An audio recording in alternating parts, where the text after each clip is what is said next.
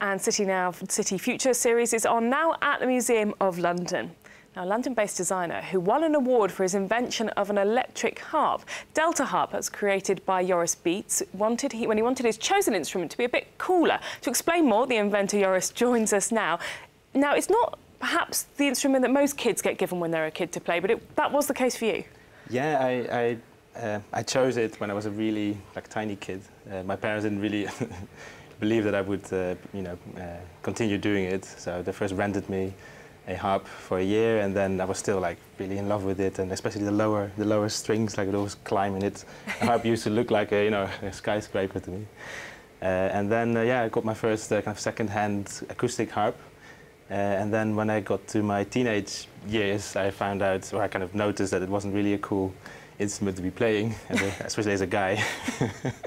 So I got distracted by, I mean, it's also a part of my life now, but percussion and drums, and I started to play in bands, like rock bands and that kind of stuff, and then more experimental things. And then at uni, I was playing in a band, and I just missed the harp. So I thought, I'm gonna just, dust it off and start playing it again. And then I've just found it really tricky to use. I really love the instrument and the sound of it, but I just don't really like the way you're forced to use it because of its limitations. And so I started to look into how to reinvent it. And as it happened, I was studying industrial design engineering in Delft University in the Netherlands.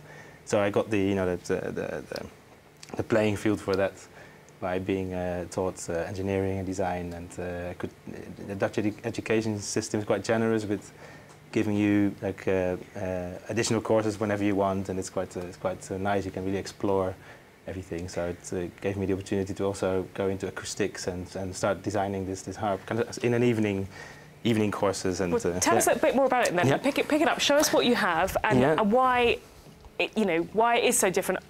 Because it is electric, but it's also smaller. But maybe I don't know the harp very well. Yeah, there are harps of all sizes, but this one is based on a small design of a small harp, which you normally would have kind of seated upright. Yeah. So I came up with a new interaction model. It kind of evolved over the years by just trying things out with the prototypes that I built, and then I ended up with this model in which you can walk around, and it's completely different for. More like a guitar, really? Yeah, it's like a guitar, and you can also sing in a mic. I'm a terrible singer, so I won't do that. But I've seen people do it, and it looks, it opens up new ways of performing and playing in experimental bands and pop and jazz music, etc. Yeah. Fantastic. Well, we're very rapidly running out of time, so just give us a little example of what it sounds like compared to the more traditional ones. So the traditional sound you can still play. So this is more like, this is without any effects. It's got a stronger bass than your traditional harp, but the sound is still the same. But then you can do all kinds of additional things. So you can do, for instance, and then add even lower strings to it, which the speaker is not really showing, I think. But you can, for instance, do delay on it. So you can see it's repeating, and then you can play with all kinds of pedals. Do all kinds of tricks with it. You can drive synths with it. You can hear it coming up a little bit, and then, for instance, put the well-known wah-wah pedal on top of it.